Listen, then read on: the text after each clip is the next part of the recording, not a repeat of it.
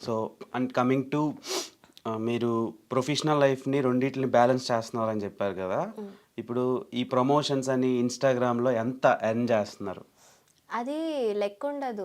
ప్రాపర్‌గా అదే ఫోకస్ చేసుకొని కరెక్ట్‌గా చేసుకుంటే ఉన్న అకౌంట్‌కి రీచ్‌కి మంత్లీ ఒక 40,000-50,000 రావచ్చేమో. బట్ నేను అంత రెగ్యులర్‌గా చేయను కాబట్టి ఒక 10,000-20,000 మధ్యలో. అది కూడా నేను కరెక్ట్‌గా చేస్తే ఇచ్చినవన్నీ. ఎందుకంటే ఈ చాలా వరకు ఈ ప్రమోషన్స్ ఏంటంటే చేపించుకుంటారు గానీ మనీ ఇవ్వడం చాలా లేట్ అవుతది.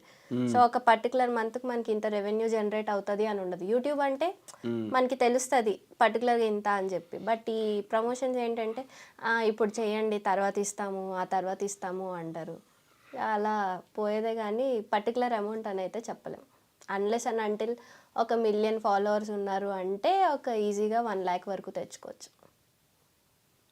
సో అంటే బాగానే వస్తుంది ఇన్స్టాగ్రామ్ నుంచి. బానే అంటే వస్తది. రీజనబుల్గా. రీజనబుల్‌గా. మనం చేసుకునే దాన్ని బట్టి ఉంటది.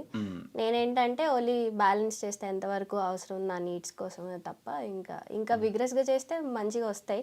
బట్ ఇది నా జాబ్ కూడా చూసుకోవాలి కదా! సో మెయిన్ మీరు అంటే పబ్లిక్ సర్వీస్ చేయాలని ఫిక్షనల్గా కాకుండా నాన్ ఫిక్షనల్గా హెల్ప్ చేద్దామని ఫిక్స్ అయ్యారు అంతే కదా. అలా అనుకోవచ్చు మేబీ. అంటే డైరెక్ట్ సర్వీస్ చేద్దామని, ఇండైరెక్ట్ కంట. ఏం సర్వీసులండి. ఐఏఎస్, ఐపీఎస్ అంటే సర్వీస్ అనుకోవచ్చు. అదేం లేదు, అది వేరే. ఇప్పుడు చదివితేనే సర్వీస్ కాదు కదా.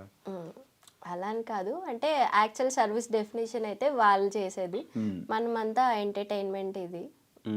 మేబీ మనల్ని ఎవరినైనా ఫాలో అయ్యి మనం చెప్పేది సీరియస్‌గా తీసుకొని వాళ్ళ లైఫ్‌లో ఒక చేంజ్ వస్తే నిజంగా మనం ఒక సర్వీస్ ఇచ్చినట్టే. అలా ఎవరైనా ఉంటే. అవుతుంది. అంటే డాక్టర్స్కి, యాక్టర్స్కి ఒక వాల్యూ ఉంటుంది పబ్లిక్లో. వాళ్ళకి ఏంటంటే డాక్టర్స్ చెప్పిన మందులు వేసుకోవాలి తప్పదు. యాక్టర్స్ చెప్పింది గుర్తుపెట్టుకుంటారు. ఎందుకంటే ఒకటి నచ్చి రెండోది ఏదో ఇంపార్టెంట్ అయ్యింది. సో వీళ్ళిద్దరికీ వరల్డ్ని మార్చే క్యాపబిలిటీస్ ఉంటాయి. ట్రూ. సో ఆ రెండు మీలో ఉన్నాయి కాబట్టి సో మీరు కూడా వెరీ సూన్ మార్చేద్దాం మార్చేద్దాం అంటున్నారు.